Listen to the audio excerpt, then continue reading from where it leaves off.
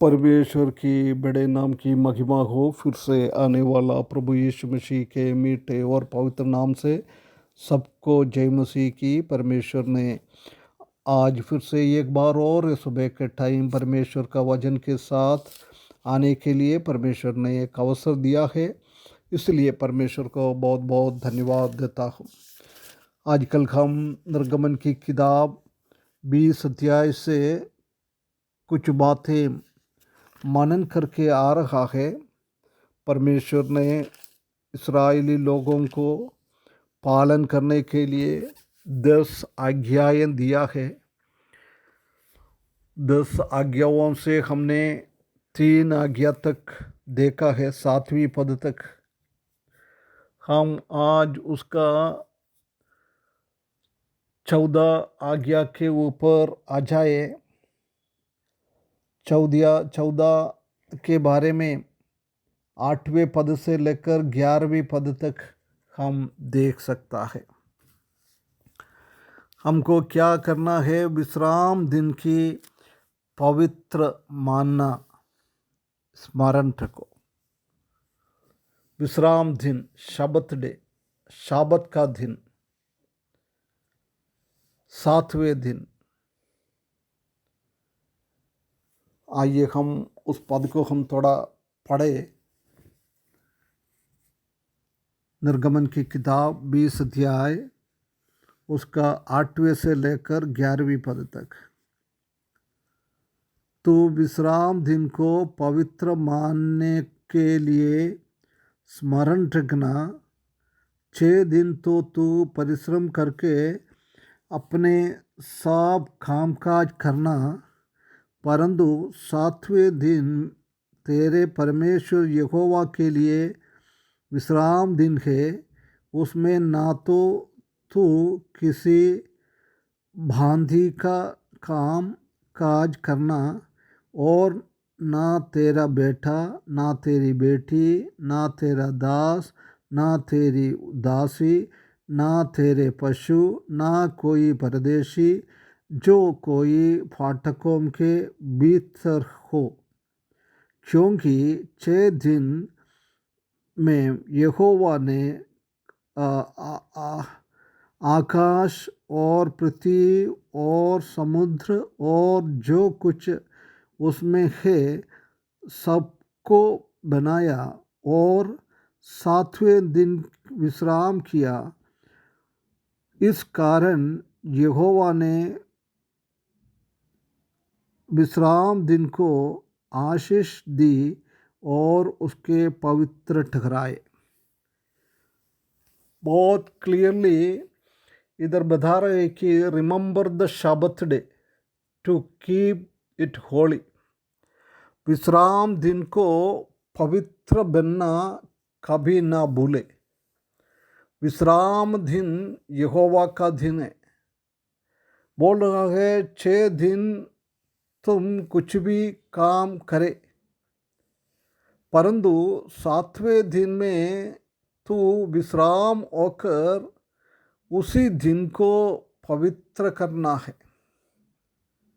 परमेश्वर का बहुत बड़ा एक आज्ञा है, क्योंकि परमेश्वर चाहता है कि एक दिन पूर्ण रीति से आराम के साथ बाकी कई कामों से हम दूर होकर सिर्फ प्रभु के पास आकर, परमेश्वर के चरणों में आकर परमेश्वर को धन्यवाद करना, परमेश्वर को स्तुति करना, ये हम चाहता है। उसके बाद बोल रहा है तुम्हारा घर का बेटा बेटी, नौकर नौकरानी, दास दासी, तुम्हारे अंदर काम करने वाला सब परदेशी, ये सब इसी चीज़ों को मानना है। ये हमको सिखाना है लोगों को। हमारे जीवन से ये देखकर वो लोग भी सच्चा परमेश्वर की भय में आना है। प्रिय भाइयों बहनों, ये हमारे लिए एक चेतावनी है। हम इस दुनिया में रहता है, हमारे साथ कितना लोग मिलजुल जाता है रोज। यदि हम इसी बात को हम उन लोगों को बताते ही क्या। कई घर में हम देख सकते हैं कि माता पिता सुबह शाम परमेश्वर का वचन पढ़ता है, प्रार्थना करता है, आराधना करता है, परंतु बच्चे लोग उसी में शामिल नहीं होता है। कई घर पे माता पिता लोग आराधना के लिए जाता है, बच्चे लोग आराधना के लिए नहीं जाता है। परमेश्वर चाहता है कि तुम क्या कर रहे हो वो तुम्हारा घर के हर एक सदस्य को भी बताना है, उनके सामने वो दिखाना है। इसलिए हम देख सकता है कि अब्राहम के घर पे उनका दास था एलियासर, उनका बेटा इसहाक को एक दुल्हन को ढूंढने के लिए पथनराम में भेजा था। जब उसने उधर पहुंचकर सबसे पहला क्या काम किया है, परमेश्वर के सामने प्रार्थना किया है एक अच्छा दूल्हा को मिलने के लिए। कभी जाने के टाइम अब्राहम ने नहीं बोला था, परंतु कई सालों से एलियासर अब्राहम के घर पे सेवा कर रहा है। अब्राहम क्या करता है ये सब वो भी ध्यान दे रहा था, इसलिए उसने ऐसी अब्राहम की जैसी किया है। प्रिय भाइयों बहनों, ये भी हमारा जीवन में एक चेतावनी है। यदि परमेश्वर ने के लिए हम कुछ काम कर रहा है, वो हमारा बच्चे लोग, हमारा आसपास का लोग, हमारा साथ मिलजुलने वाले का लोग उसी को ध्यान दे रहे हैं क्या? हमारा स्वभाव धीरे धीरे उनका स्वभाव, उनका जीवन में भी वही स्वभाव में बदल रहे हैं क्या? इसलिए परमेश्वर इधर बोल रहा है तुमको ये करना है। उसके बाद बोल रहे थे क्यों करना है। 11वें पद में परमेश्वर बता रहे कि मैंने 6 दिन में पूरा पृथ्वी का सृष्टि किया है, 7वें दिन में मैं बिल्कुल आराम किया था, इसलिए आप लोगों को भी इसी में आराम करना है, प्रभु को महिमा करना है। नया नियम में हम जानते हैं कि कोई दिन को हम इतना इम्पोर्टेंस नहीं देता है।